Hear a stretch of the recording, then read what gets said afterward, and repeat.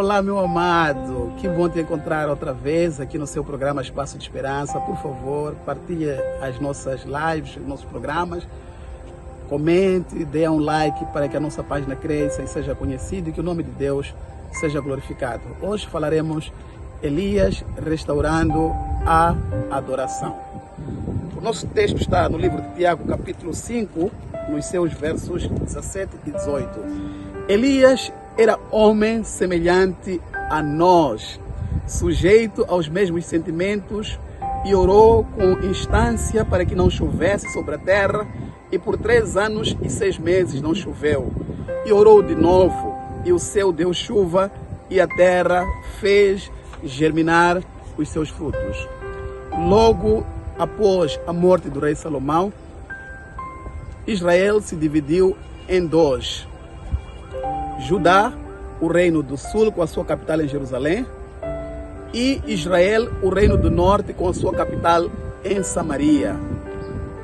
Samaria, ou Israel, passou por um momento de prosperidade econômica, e o rei Onri fez aliança com os povos vizinhos e fez com que o seu filho Acabe se casasse com a rainha Jezabel, uma mulher cruel, má e uma mulher turbulenta.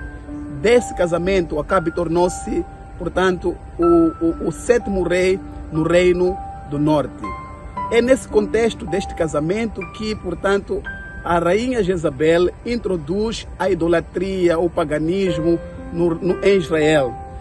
Nesse contexto que o povo de Deus se afasta profundamente do Senhor em adorar outros deuses, especialmente Baal, que era o deus da fertilidade, da chuva, Astarote.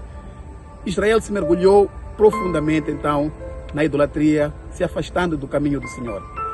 No século 9 a.C., Deus levanta um homem chamado Elias do nada, um improvável. Deus tem uma obra a fazer com todos nós. Deus está nos chamando, a cada um de nós, no meio da nossa família, no meio da nossa geração, para cumprir um papel especial, como foi no caso do profeta Elias. O profeta Elias se levanta nesse período e vai ao encontro do rei Acabe e anuncia que haveria seca em Israel por 3 anos e meio. Nesse contexto de seca, de escassez, de crise, Elias convida todo o povo para o Monte Carmelo para que o rei Acabe, a rainha Jezabel e os seus 450 profetas de Baal, incluindo os 400 de Astarote, pudessem levantar altares, 2 altares, e aquele altar cujo Deus aparecesse e fizesse aparecer o fogo, consumisse o altar, esse seria o Deus verdadeiro. E todo o povo concorreu para o Monte Carmelo.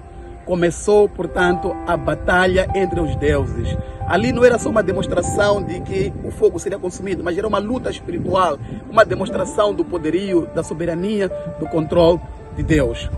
Começou a disputa pelos profetas de Baal, de Acabe e Jezabel. Eles fizeram seu altar e começaram a orar desde manhã até o meio-dia, e o fogo não apareceu, não consumiu o altar.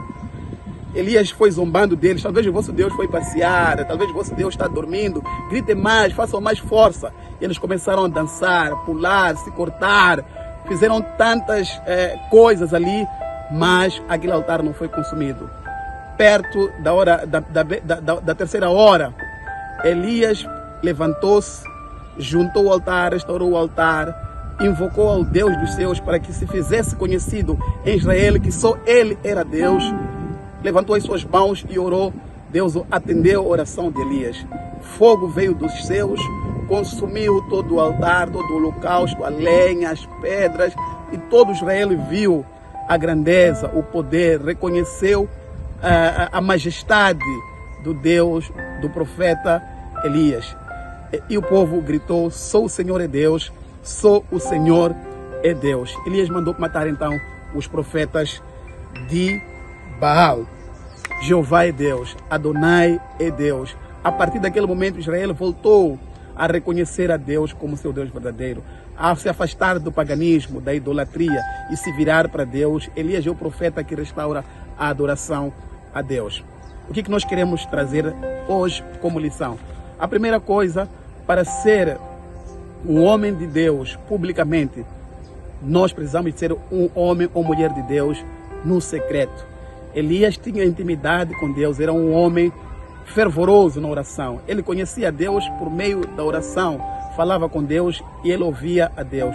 Deus fala conosco no momento da nossa comunhão com Ele, no momento da oração, no momento da leitura da sua palavra. É a hora que Deus fala com cada ser humano. Portanto, priorize a sua devoção com Deus. Não tenha preguiça de acordar 4 horas, 5 horas. Não tenha preguiça de buscar a Deus mais cedo. Não se acostume com os deuses dos nossos vizinhos. Você é de Deus, você é Israel, você é especial. Deus chamou você para uma causa. Seja diferente. Seja uma mulher de oração, seja um homem de oração, de intimidade profunda com o Senhor. Segundo, Elias conhecia a Torá, conhecia a palavra de Deus. Elias enfrentou Acabe pelo poder, pela autoridade da palavra de Deus, ao ponto de fazer 13 anos e meio sem chover em Israel. Que testemunho brilhante! Amados, nós precisamos de conhecer intimamente, pessoalmente, profundamente a palavra de Deus. E por fim, obedecer a palavra de Deus. Viver aquilo que nós aprendemos, somos ensinados a cada dia, aprender a confiar, obedecer ao Senhor. Só assim nós teremos o poder, uma vida semelhante a Elias. Elias, por ser um homem de Deus, ele foi tomado numa carruagem de fogo. Deus o tomou para si em representação de todos aqueles que serão salvos sem experimentar a morte. Eu queria terminar fazendo-lhe um apelo, um convite muito especial. Fuja dos cultos a Deus com gritaria, de revelações, de profecias, cultos de danças, de orgia, de barulho. O culto a Deus, diz a Bíblia, é um culto racional. Deus é espírito, nós devemos adorá-lo em espírito e em verdade. Não com sentimentalismo, não com barulho, com gritarias, com danças. Não, o nosso culto a Deus tem que ser um culto organizado, um culto de ordem, um culto racional. Por favor, fuja das revelações. Existem muitos falsos profetas, como no tempo de Elias, no tempo de Baal, se levantando altares, enganando a milhões de pessoas, seduzindo as pessoas para curas, libertações, milagres. O culto a Deus tem que ser baseado na palavra de Deus. Às vezes a gente vai para a igreja, passamos 1, 2, 3 horas, mas a Bíblia não é aberta, a palavra de Deus não é aberta. O culto a Deus tem que ser focado na oração. O culto a Deus tem que ser focado na oferta. O culto a Deus tem que ser focado no testemunho. E o culto a Deus tem que ser um culto suave, como foi na vida de Elias em diversos momentos. Deus te ajude, te abençoe e seja muito cuidadoso ao escolher uma igreja para você seguir. Procura uma igreja não perto da sua casa, mas uma igreja perto da Bíblia, a palavra de Deus. Vamos orar. Querido Deus e Pai, nesse tempo de crise que vivemos, ajude-nos a ter uma comunhão profunda como era Elias com o Senhor. Ajude-nos a ser o homem da palavra, da Bíblia, a Tua palavra, a conhecer e manejar bem a Tua palavra. Ajude-nos também a obedecermos aquilo que o Senhor quer para que a gente faça. Ajude-nos a andar ao Teu lado. Ajude-nos a nos afastar dos falsos profetas. Em nome de Jesus. Amém.